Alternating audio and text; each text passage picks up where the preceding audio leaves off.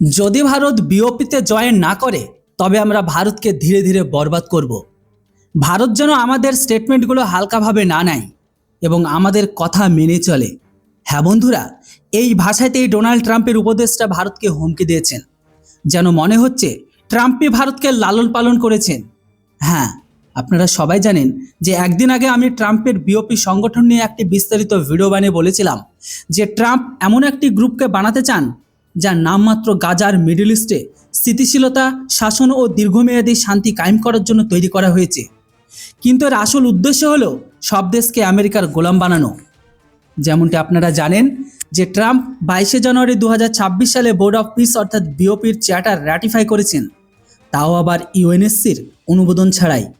Trump এমন একটি মঞ্চ তৈরি করতে চান যা ইউএনএসসির প্রতিযোগী হয়, এমন একটি মঞ্চ যার নিয়ন্ত্রণ আজীবন শুধু ট্রাম্পের হাতেই থাকবে, যাতে ট্রাম্প নিজের ট্যারিফ হুমকির জোরে যে কোনো দেশকে আমেরিকার সামনে নতজন হতে বাধ্য করতে পারেন। এখন এই সংগঠনে আমেরিকানদের জন্য, এমনকি ট্রাম্পের পুতুল দেশ যেমন পাকিস্তান ও সৌদির জন্য তো লাভজনক, কিন্তু দুনিয়ার বাকি দেশগুলোর জন্য নয়। কারণ ট্রাম্প সরাসরি সব দেশকে নিজের হাতের মুঠোয় বাঁধতে চান। এই কারণে এখনও পর্যন্ত ভারত এই বিষয়ে কোনো উত্তর দেয়নি, যা দেখে ট্রাম্পের ট্রেড অ্যাডভাইজার পিটার ন্যাভরো ভারতের বিরুদ্ধে সতর্কতা জারি করেছেন।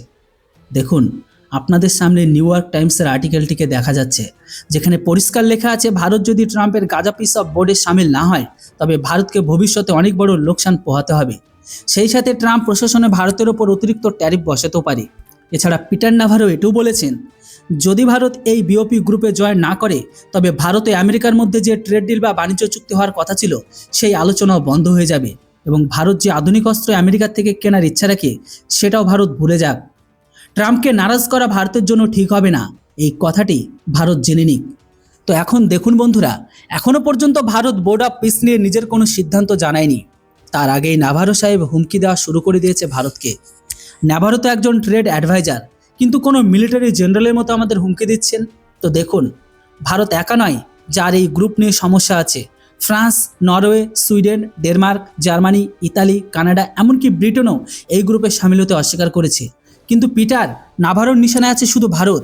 এই সব দেশের এমনটাই মনে হয় যে বিওপি কোনো শান্তি স্থাপনকারী সংগঠন নয়, এবং ট্রাম্পের ব্যক্তিগত নিয়ন্ত্রণাধীন একটি কাঠামো বা জাতিসংঘ, এবং আন্তর্জাতিক আইনকে দুর্বল করার জন্যই বানানো হয়েছে, যুদ্ধ থামানোর জন্য নয়। যদিও ভারত বর্তমানে এই গ্রুপে যোগ দেওয়া নিয়ে বিচার বিবেচনা করছে, কারণ আমেরিকা ক্রমাগত ভারতের উপর চাপ সৃষ্টি করে যাচ্ছে। এখন ট্রাম্প এই জন্য ভারতকে এই গ্রুপে সামিল করতে চান, কারণ মিডল ইস্টে ভারতের ব্যালেন্সিং অ্যাক্ট বেশ মজবুত।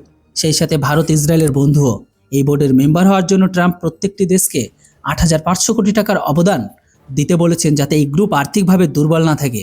ভারত এখানে দুনিয়ার চতুর্থ বৃহত্তম অর্থনীতি, তাই ট্রাম্পের মনে হচ্ছে ভারত এই গ্রুপে সামিল হলে টাকার অভাব হবে না। আবার সবচেয়ে গুরুত্বপূর্ণ বিষয় হলো পাকিস্তানও এই গ্রুপে সামিল হয়ে গেছে, তাই ভারতকে এই গ্রুপে সামিল করা ট্রাম্প দুই দেশের কাশ্মীর বিবাদ মিটিয়ে দেওয়ার মিথ্যা কৃতিত্বে নিজের নামে করে নিতে পারে। কারণ এই গ্রুপে সামিল প্রতিবেশী দেশ ট্রাম্পের গোলামি হবে। তাই ভারত ভেবেচিন্তে কোনো সিদ্ধান্ত নিক। এখন আপনারা বলুন, আমাদের কি বিওপি গ্রুপে সামিল হওয়া জরুরি কিনা? কমেন্ট করে আপনাদের মূল্যবান মতামত অবশ্যই লিখে জানান। ভিডিওর ইনফরমেশন ভালো লাগলে অবশ্যই চ্যানেলটিকে সাবস্ক্রাইব করুন। Thanks for watching. Jai Hind, Vande Mataram.